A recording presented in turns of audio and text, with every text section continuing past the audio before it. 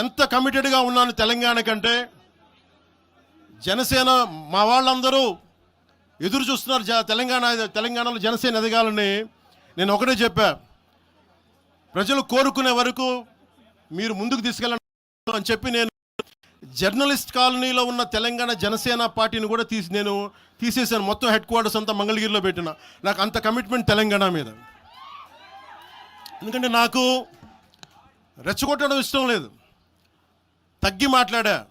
మీరు ఎన్ని హింసించినా, మీరు ఎన్ని మాటలు మాట్లాడినా, ఆంధ్ర కొడకని తిట్టినా, అరే నా గుండెల్లో తెలంగాణ ఉంది, మీరు ఎన్ని తిట్టినా నేనేం పట్టించుకోను. వైసీపీ నాయకులు, క్రిమినల్ గ్యాంగ్స్ చాలాసార్లు నాకు బెదిరింపులు ఇచ్చినాయి. దానికి మించిన బెదిరింపులు నిజంగా నాకు తెలంగాణ నాయకులు.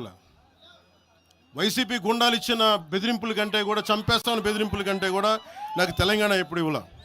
అసలు ఈ గొడవ అంతా ఎందుకు స్టార్ట్ అయింది? ఈ గొడవ అంతా ఎక్కడ స్టార్ట్ అయింది? ఒక ఎనలిస్ట్, ఒక విశ్లేషించే వ్యక్తి, ఆయనంటే నాకు గౌరవం, ఆయన మీద నాకు గౌరవం ఉంది. ఆయన తీసుకుపోయి ఓ మీడియాలో మాట్లాడతా అమిత్ షా గారి గురించి మాట్లాడారు. అమిత్ షా గారు నేను మాట్లాడుకున్నామంటే ఆయన విన్నారంటే, ఆయన కూర్చొని తప్పుడు మాటలు మాట్లాడితే దాన్ని ఖండించే. నా మీద మనకు మాట అంటే మన జన సైనికులు ప్రతి చోట ఏదో కూర్చొని కేసులు పెట్టారు కూడా నాకు తెలియదు.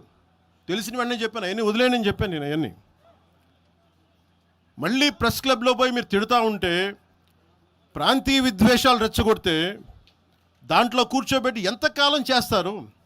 12 సంవత్సరాలు తెలంగాణ వచ్చిన తర్వాత ఇంకా తెలంగాణలో ఉపాధి లేకపోయినా, ఏమి లేకపోయినా దానికి ఆంధ్రుడే కారణం, దానికి పవన్ కళ్యాణే కారణం. పరిశ్రమల్లో ఈ లెక్కల్లో ఇంక మీరు ఎప్పుడు మీరు ఎన్ని చేసినా ప్రతిదానికి ఎక్కడో చోట తెలంగాణ ప్రజలు ఇది గ్రహించాలి. ఉద్యోగాలు రాకపోయినా, ఉపాధాలు రాకపోయినా ప్రతిదానికి ఆంధ్రోడు కారణం అంటే, ఆంధ్ర ప్రజలు నిజంగా ఎందుకు వస్తారు ఇక్కడికి? తెలుగు చిత్ర పరిశ్రమ ఎందుకు వచ్చింది? ఎక్కడో మద్రాసులో ఉన్న తెలుగు చిత్ర పరిశ్రమ ఇక్కడ రావడానికి కారణం తెలంగాణ ప్రత్యేక రాష్ట్రం కావాలని కోరుకున్న నాయకులు చెన్నారెడ్డి గారు తీసుకొచ్చారు ఇక్కడికి. ఆయన తీసుకొచ్చారు ఇక్కడికి. 50 సంవత్సరాలు కలిసి ఉన్న రాజధాని ఇక్కడ సడన్గా పోయి మీరు ఇక్కడ రాకూడదు అని కొంతమంది నాయకులు, తెలంగాణ ప్రజలు వేరు. నేను మొదటి రోజు నుంచి చెప్తా ఉన్నా, పాలకులు వేరు, ప్రజలు వేరు. తెలంగాణకి అన్యాయం చేసిన పాలకుల్ని, దాంట్లో పవన్ కళ్యాణ్ కూడా, వాడిని కూడా ఉరిదీసాయని పర్లా. పాలకులు వేరు, ప్రజలు వేరు. మీరు పాలకులను తిట్టుకున్న ప్రజలను తిడితే, విద్వేషాలు రెచ్చగొడితే ఈ దేశం ఎటుపోద్ది? సూరత్లో తెలుగు ప్రజలు ఉన్నారు. రేపొచ్చిన గుజరాతీ మనుషులందరూ గుజరాతీస్ అందరూ కూర్చొని తెలుగు వాళ్ళు ఇక్కడ ఉండకూడదంటే కుదురుద్ది అక్కడ?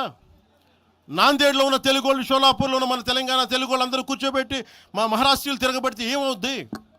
దేశం నిలబడద్దా? దేశం ఒకటిగా ఉంటుందా? ఎంతకాలం తిడతారు? ఎంతకాలం?